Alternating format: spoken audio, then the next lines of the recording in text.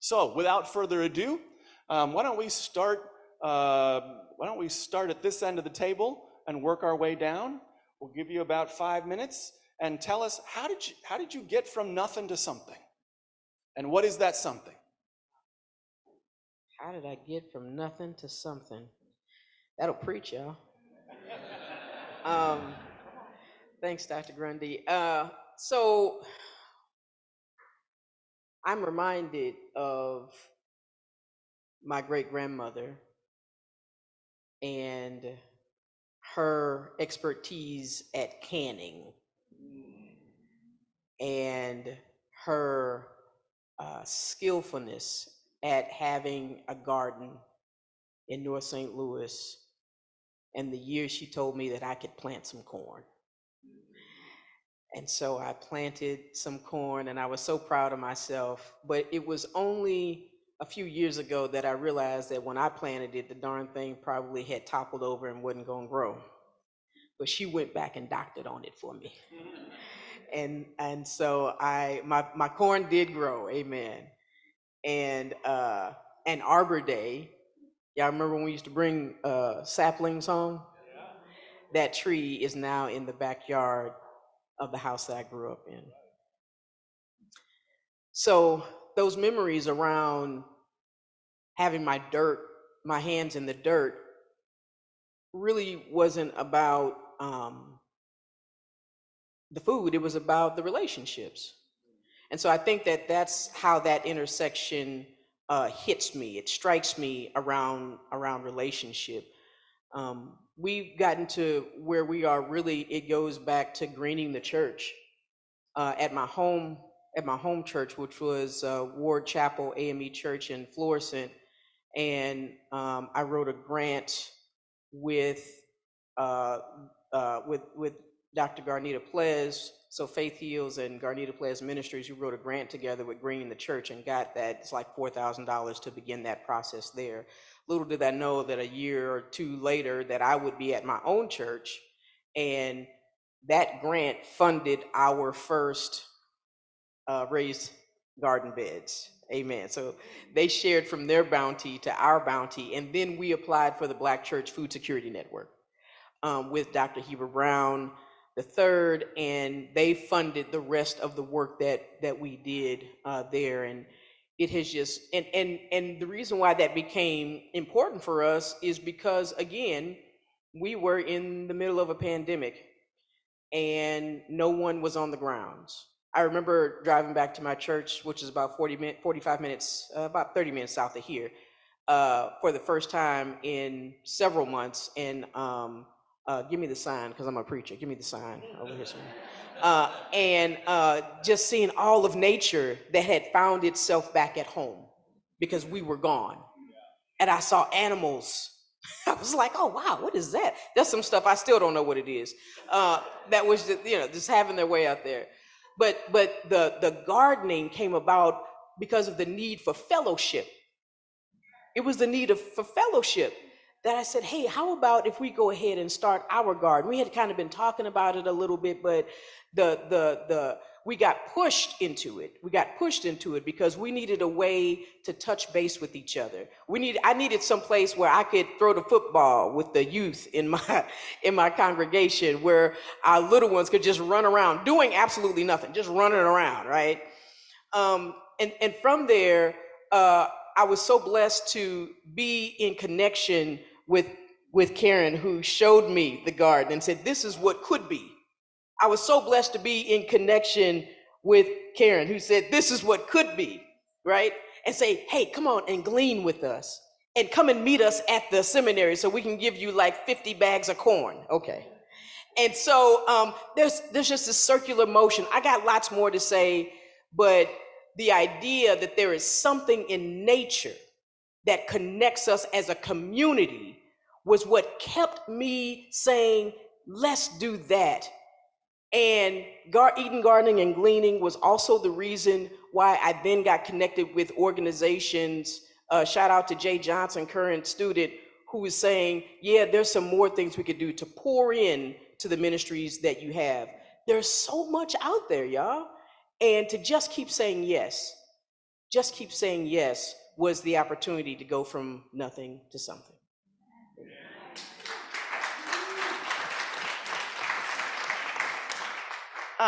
My opportunity happened one night. I was talking to my husband, and it was in the midst of COVID, and we found out that the children, schools were closing, and children would not have food. And so we talked about it, and it's like, okay, let's take it to the church. We took it to the church.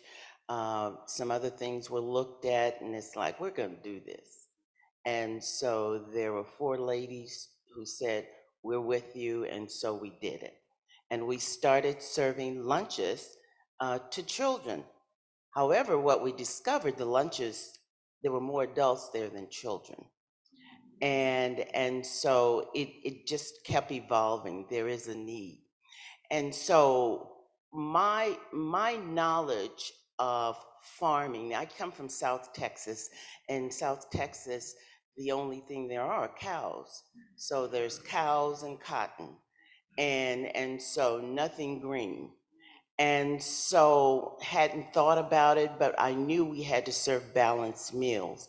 I have a friend who has some health conditions and was always stressing healthy meals. Another friend introduced us to Karen and Dr. Leslie, and they showed up with all of this corn. It's like, good Lord, what are we gonna do with this? And so it became, for me, it became an education. Again, you're talking about cows and cotton. And so it's like, oh, wow, golly gee. And then we, at the church, we went from sandwiches to hot meals. And hot meals became balanced hot meals. And then vegetables were definitely included. My friend would say, oh no, we have to have something green. And so we included that. And then Leslie and Dr. Leslie and Karen continued to bring this wonderful stuff. Squash is like, what is this? You didn't know what to do it. And they brought one that was about long as me. And so it's like, how do you eat a piece of squash like that? One bite at a time. And so we managed to do it one bite at a time. This food ministry, Centennial has always had a pantry, but COVID birthed something totally new out of a need. And so this food ministry, as I stated, as was read, I have become a farmer, and I'm known as Farmer Pat. I know now how corn grows. I know now how to pick broccoli. I know how to pick cabbage. You know, I know how to experience something that I thought I'd never would learn it, and it is so much needed. And so I haven't told Leslie and Karen this, but plans are to expose our children to this. And so what I'm most proud of as well is learning how to ride a tractor. The only time I've seen that thing in action was on the real McCoy. I'm dating myself. But that was an experience. And so God has given me an opportunity to be further engaged in caring for those in need, but doing it in a healthy manner. So I am excited about the ministry that we have at Centennial Christian Church, and I am excited about more to come. God has blessed us with volunteers. He's blessed us with a supportive pastor. He's blessed us with just so much, and we are truly, truly happy. And I am excited to be a part of this. I asked God, why did you bring Kristen and Karen in my life? And so what I have discovered is that God will get his work done by whomever he needs and whomever he chooses to. And so I am just so blessed to have these ladies in my life to help us move forward. Thank you, Pat. We are blessed to have you in ours. program started with a really simple email. I'm going to read that to you from April 25th, 2019. Dr. Leslie, I have some thoughts that keep swirling through my head on gardening, good land use, and places people to connect with for distribution of extra produce. I've been in the habit of putting out about 1/10 of an acre garden. This did not happen the past few years with family issues taking priority, but is looking like I might have some free time to work on it again this year. Yay! Gardening is good for the soul. At any rate, I tend to have more than I and my sons can use. Most of it will be coming on later in the summer, July, and on into the fall. If I would focus on late summer and fall crops, is there a place or places where we could take the produce to be used for those that need it? If so, start thinking about what vegetables might be most appreciated. I have enough space, we could be pretty creative with some forethought. I generally just till and then plant whatever catches my eye without a lot of planning. Also, keep in mind that I have a friend that runs a greenhouse and will generally throw some cheap or free plants my way. If she knows it is going towards ministry, more will be free. Now those thoughts can swirl around your head for a while. See you next week. Karen. So I passed my thoughts on to Dr. Leslie, and we did meet the next week, and we talked a little bit about gardening, and she assured me that whatever I could bring in, she could find a home for. And the following week, I went home and had lunch with a friend, Jana Beek. And suddenly, it grew bigger because Jana's husband is connected with the farmers in Knox County, and she said, how about we talk to the farmers and we'll go from there? And all of a sudden, we have truckloads of produce coming from Indiana to St. Louis. And amazingly, we were able to find places for it and for more. The first gleaning, my oldest son went with me, and it was so exciting. It was so much fun. We were both so hanging off the walls about this little load of sweet corn. And all the way back, we were realizing that it wasn't really about the food. It was about the connections we would be making, joining the communities through the use of food, connections of abundance to connections of need. That's how we started, and I'll pass it on to Jacob.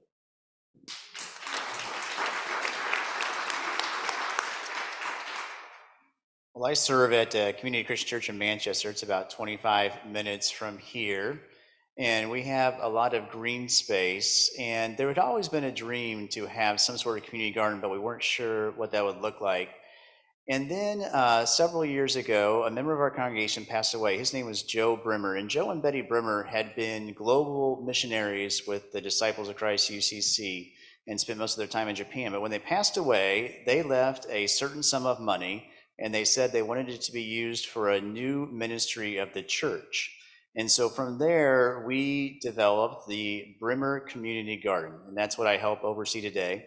The Brimmer Community Garden is a 10,000 square foot garden, and it's set up like a traditional market style garden. So instead of raised beds, we have beds that are planned out like a field you would have if you were farming. And we start all of our own vegetables by seed in January and February inside, and then we move them out, and we keep that going all the way until around Thanksgiving. And then we have vegetables stay over through the winter, like strawberries or spinach that we picked the other day, stuff like that. How we went from nothing to something is that it took a dream, and it took a vision, and it took lots of conversation, and it also took me as a pastor. I grew up on a family farm in Northwest Missouri, 5th generation, live in the farmhouse there. It was built in the 1800s. But I realized pretty quickly that when you do serious vegetable gardening, you have to have a lot of knowledge about it. And so the church where I am graciously supported me several years ago to do an apprenticeship at Earth Dance Organic School here in North County in Ferguson. So I did that for 6 months. And then when I was on sabbatical, I worked at another local organic farm. So I learned how to grow these vegetables. And then from there, we've just developed this great community, like Dr. Grundy was saying, with community members. So we meet on Monday mornings and Wednesday evenings as a community to farm with one another. All of our produce is shared within the community. A lot of our produce goes to Circle of Concern, which is a food pantry in Valley Park. And what we really like about that is the clients for this food pantry come in and actually get to shop for the vegetables that they want. They're not just handed a box when they drive through. And so after the first year of gardening, we did a survey with clients at Circle of Concern, and we asked, are we growing the type of food that you guys enjoy? And the answer was no, we weren't. So we grow a lot more collard greens and okra and hot peppers than we did before, and beans. We try to match it to the preference of food that they like. And then we have a partnership with the ministry in the city called Urban Reach STL. It's about 1.5 miles from where the dome is, and it's in the poorest zip code in the state of Missouri. And we work with kids there and families, and on Wednesday nights in the summertime, we help participate in weekly community meals. And you kind of already alluded to this earlier, but all summer long, we'll bring down fresh tomatoes, fresh squash, fresh zucchini.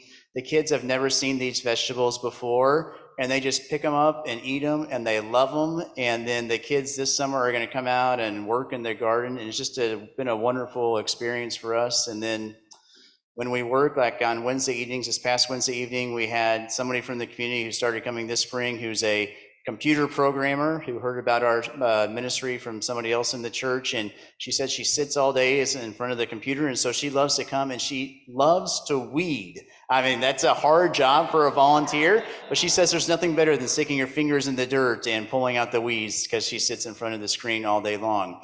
We have another family who lives close by the church, not officially members of the church. She comes over with her son, who's about 4, and he helps plant and loves to find the longest worm that he can each day and show it to everybody. And then we have church members who come and volunteer. We don't have like a set group of volunteers. You never know who might show up. Everybody loves to garden when it's April and May and June, not so much in July and August, and it picks back up in September and October. But it's been a great ministry for us. It too really flourished during the COVID season. That was when we would really gather as a community. And, I think also from that, just personally as a pastor, I think, at least from my perspective as a pastor, you have to kind of reinvent yourself every 5 or 10 years in order to keep the energy going and the motivation going. And for me, it was reinventing myself as a farmer, of course, connected to the ground and the Bible and the humus and all that stuff. So that's it. Thank you.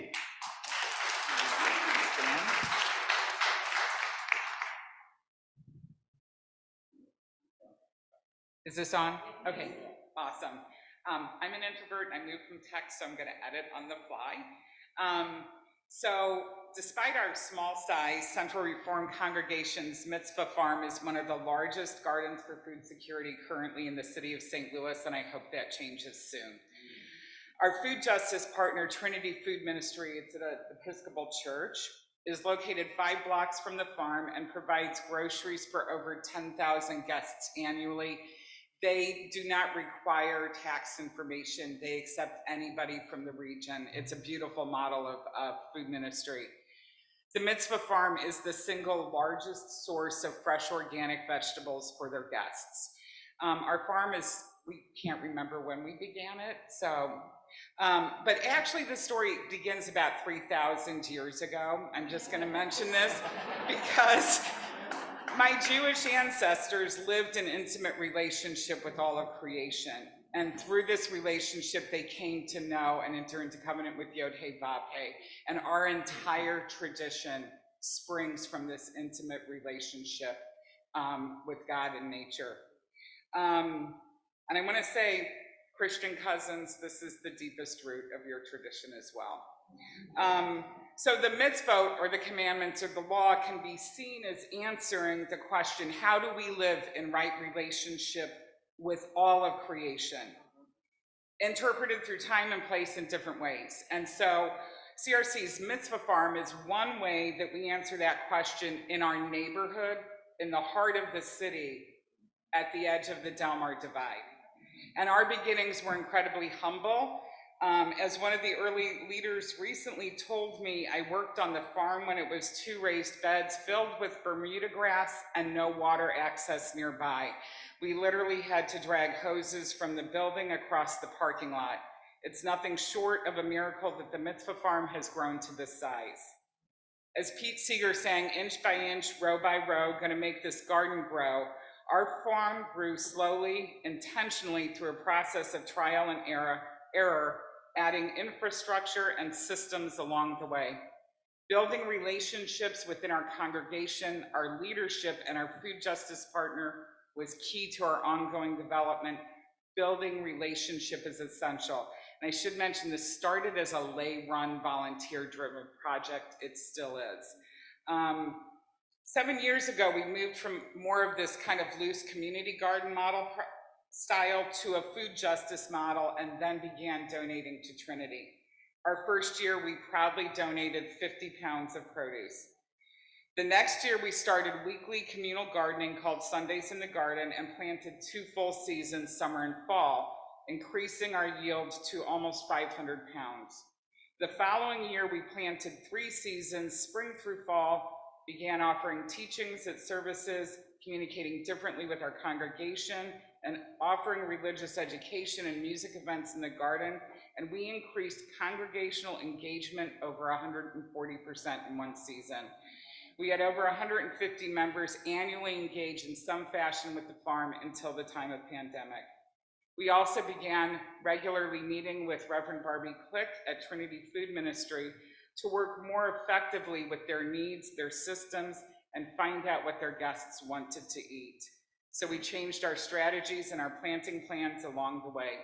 97% of Trinity's guests are African American, and so we switched to vegetables, which are part of their traditional foodways and requested by the guests.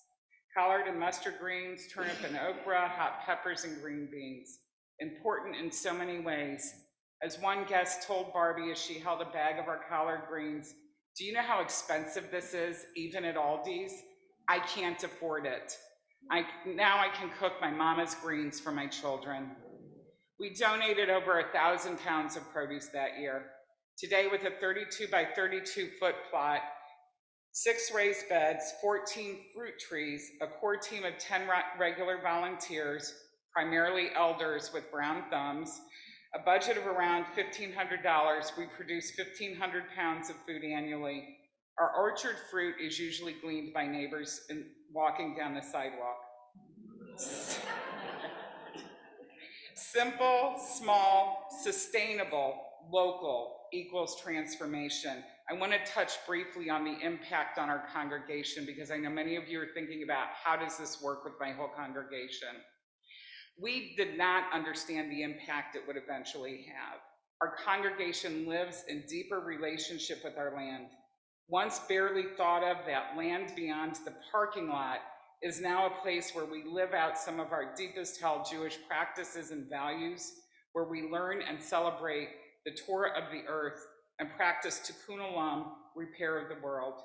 The Torah of the earth teaches us this truth: the health and wholeness of the entire ecosystem depends on the health and wholeness of each member of the ecosystem.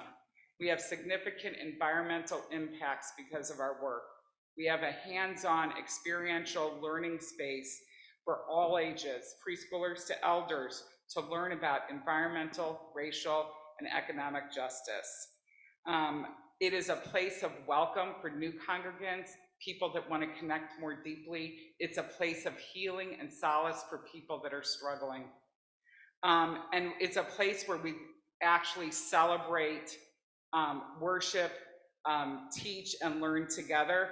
We have embedded spaces like a meditation labyrinth, a fire pit for one of our holidays, and learning and worship spaces. All of this was completed before the pandemic, and we couldn't have predicted what a gift it would be, not only for us, but our neighbors. And so we celebrated our first high holidays in a tent by the garden that I called our Jewish revival tent. So from its humble roots, 2 raised beds filled with Bermuda grass, the Mitzvah Farm has grown to really be the heart of our congregation, a place of shalom and celebration, a place where we plant hope and harvest love. Thank you.